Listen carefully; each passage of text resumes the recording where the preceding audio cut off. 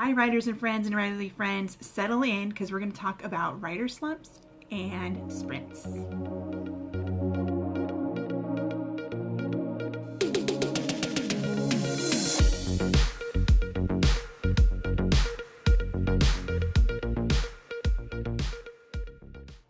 Welcome back. Now that we're all settled in with our coffee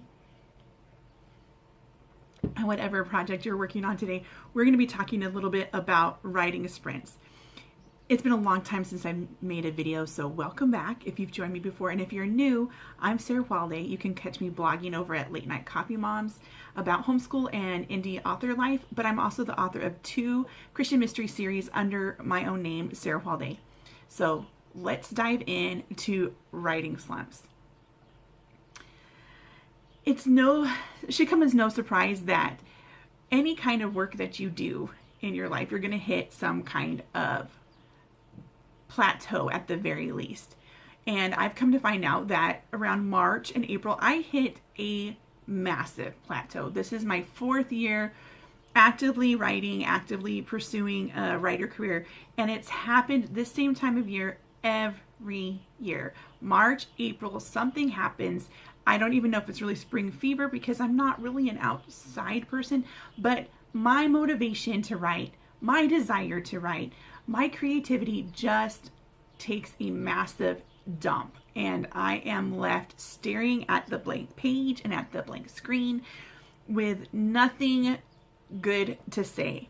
Even if I have the plot points laid out in front of me, even if I'm totally in love with my characters, which you should know if you ever read any of my books, I'm always in love with my characters. I love them. They are real people. They just live in my head.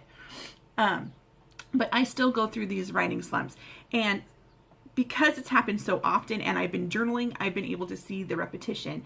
And my writing slumps stem from 3 main things. And I'm hoping by sharing these things, maybe if you're in a slump, you'll be able to give yourself a little bit of grace and maybe become a little bit motivated to get yourself out of it.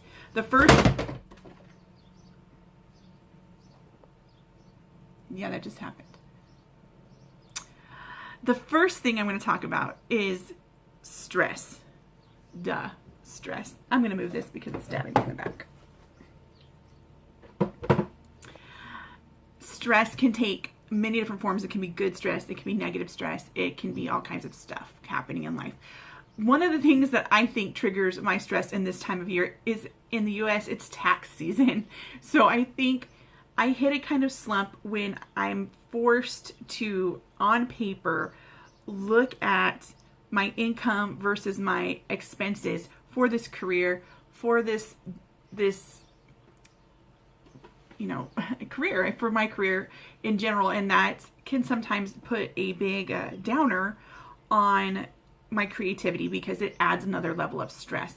I want to be able to be productive, and I want to be able to have an income to show that not only makes me feel good, but makes me feel like I'm helping out my family, helping my husband, laying up for the future, and not just taking away from my family by writing so much. And I think a lot of mom writers, especially maybe if you're homeschooling as well, like I am, they can view their writing as robbing their families of time that they need them or that they should be putting toward their family.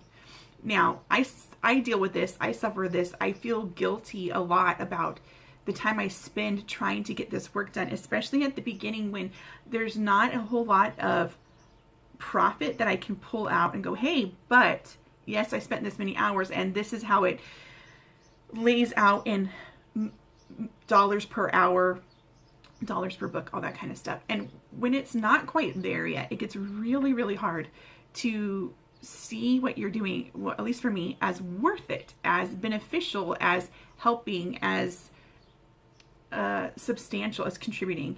And that can add a whole other layer of stress onto that. But also at the same time, in the March, April time of year that I keep hitting my slumps, it's not just tax season, it's also right when the 3rd quarter of the homeschool year is coming to a close, and you get to look back on your year and see what was successful, what wasn't, and now you only have 1 quarter to maybe cram in the stuff that you forgot to do, or to hit the books harder to pull up a GPA, or that kind of stuff. Plus, it's graduation season. It's, for me and my family, it's sports season. We do a lot of like one of my kids is in track, and it's in the spring. But there's a lot of things at the end of the year. Prom, everything wraps up at the end of the year. And right now is when you start laying out your definite plans for what's going to come. And that can add another layer of stress, which leads me to the next S in the writing slump for me: stress and schedules. This time of year, schedules go berserk for me. There's Easter, which you would think Christmas would be busier, and it is, but I intentionally take December off from writing. Sometimes I still write, but I don't force myself to, or put in the, I guess you would call, work or office hours for December, because I know December is going to be crazy, and there's no point in me trying to force something, because it'll just come out forced and I'll have to rewrite it later. So I usually take all of December off. But when it comes to March and April, I don't give myself that time off, because I don't usually see that, I don't remember that it's necessary, or that my mind kind of is at a pivot point there. So this last March, I started writing the next novel in my Honeypot mystery series, only to stop about 7,000 words in and have nothing to say. I love this plot. I love the story. I already told you I love my characters. I know what's going to happen in this book, but I just cannot get the words to form and hit the keyboard at the same time. I can sit and daydream about it. I can sit and brainstorm about it. I can even plot it out on whiteboards, index cards, whatever I want to do, but I cannot seem to get myself to write it. And so for the last few weeks, I've given myself permission not to. I know I'm coming back to it. I know I'm not going to give up on it. I'm going to start right where it is. It's a good story. It's a good plot. It's solid. It's going to be amazing. So I'm not doubting it. I just cannot seem to get my energy and my mind and my creativity in the same place at the same level at the same time. I'm sure you know what that's like. Let me know if you know what that's like in the comments. So we've got stress and schedules, and they kind of play off of each other. And then that leads me to the next S in my writing slump, and that is sleep. Lack of sleep. All of these things, the stress, the schedules, the lack of sleep, they're all a cycle, and they play off each other. The less sleep I get, the more stressed I am. The more busy I am to get my schedules done, the less I'm able to complete the schedules that I've set for myself. And it's just a random cycle. And I've just decided it's April. I've given myself a bit of a break, which I think was overdue. And now it's time to jump back in. But how do I do that? How do you do that when your brain does not want to sit down and write, when there's a million other things that you feel flashing on the sidelines in neon going, hey, pay attention to me, pay attention to me, pay attention to me. And I'm not even talking about the stories that are going on in my head, because at any given time, as this writer has at least 4 different stories going in her head at any given time. And I'm not talking 4 different novels. I'm talking 4 different series going in her head at the same time. And I have to pick and choose what I'm going to work on at the time. So this is how I plan to get over this slump. And I would love for you to join me. I am going to do 2 things. I am going to focus on self-care, because in seasons of stress and hectic schedules and lack of sleep, self-care just goes way down. Even worse than the writing slump itself is the lack of self-care. So I'm going to start diving into that again. And I'm going to do that. I've already set it up for myself in like 4 weeks. And this first week I'm already on is going to be focused on getting to bed at a decent time, which is horrendously hard for me, because I have the most time to work after 10 p.m. That's the time my kids, they're teenagers, so they're not always asleep, but they're busy with their own things, getting ready for bed, wrapping up their day. They don't really need me very much after 10 o'clock. And my husband is already in bed, since he works early in the morning, so he's already in bed asleep. This is the time I have to pour into my work.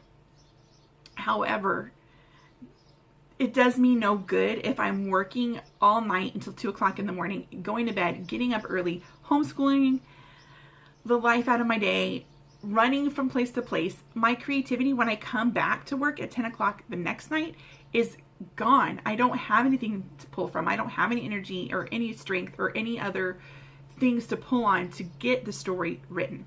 So the first step for me is I'm going to make sure I'm in my bed at a certain time.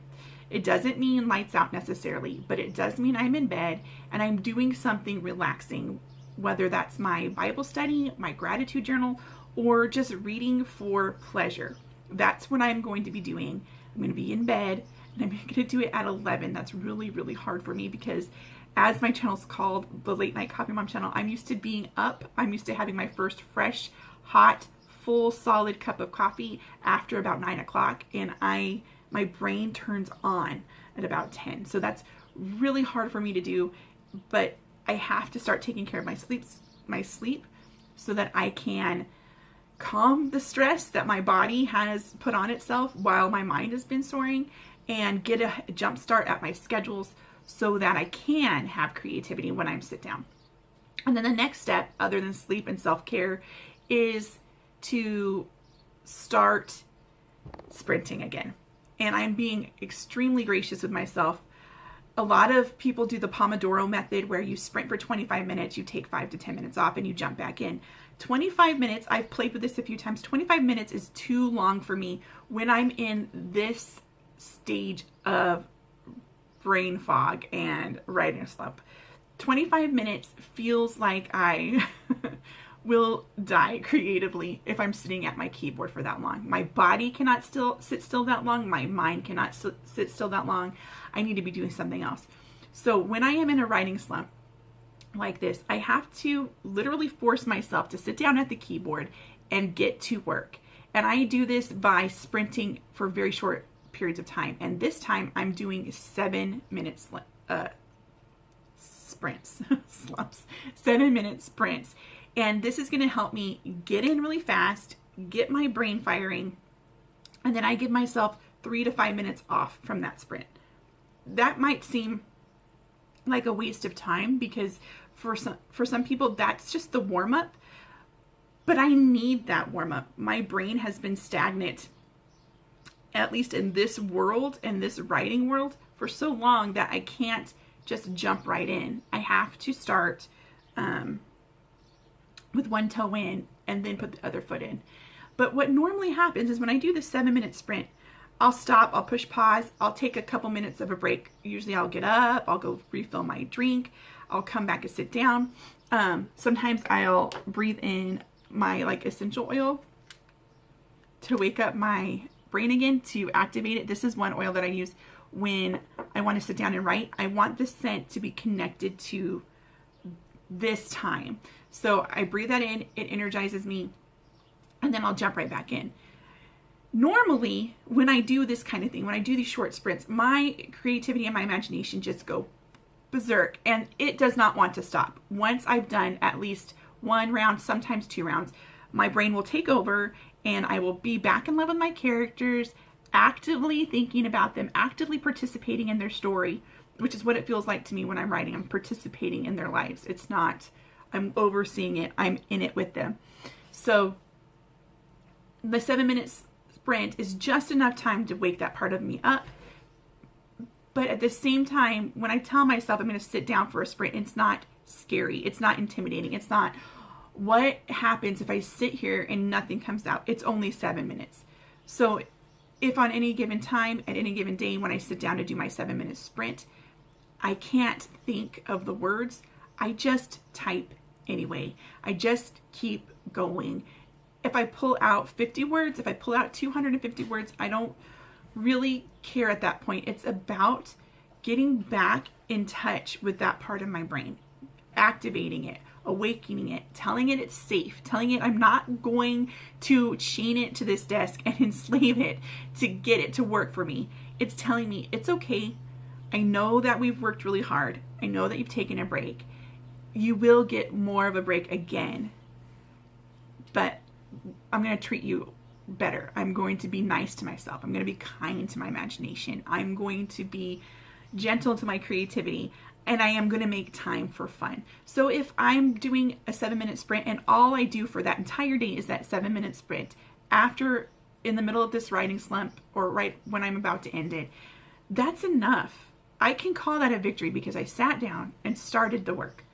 If I kept going, that's a bonus. That's an exceedingly joyous occasion for me because that means I'm diving back in. I'm getting back in touch with this world and the people in it. And that's where the flow state for me starts, is by getting back in touch with my characters. It's like running into a friend at the grocery store and picking up where you left off 2 years ago, and it doesn't feel like anything has changed. You just have more story to share. And that's where I like to be. So if you're in a writing slump, or if not, if you just want to try out short sprints with me, I would love for you to dive in. I'm going to do seven 7-minute sprints in the next 7 days. So that's 7 by 7. I'm going to call them 7 by 7 sprints. So right after this video, I'm going to turn it off, refresh my coffee, get my my laptop ready, get myself prepped, and I'm going to dive into the very first 7-minute sprint. And I'm going to try to release one 7-minute sprint a day for the next 7 days. And I encourage you to join me. I am setting a word count goal for myself, but you don't have to. Just jump in and get writing, get working on what you're doing. Use this time to, I don't know, schedule your week.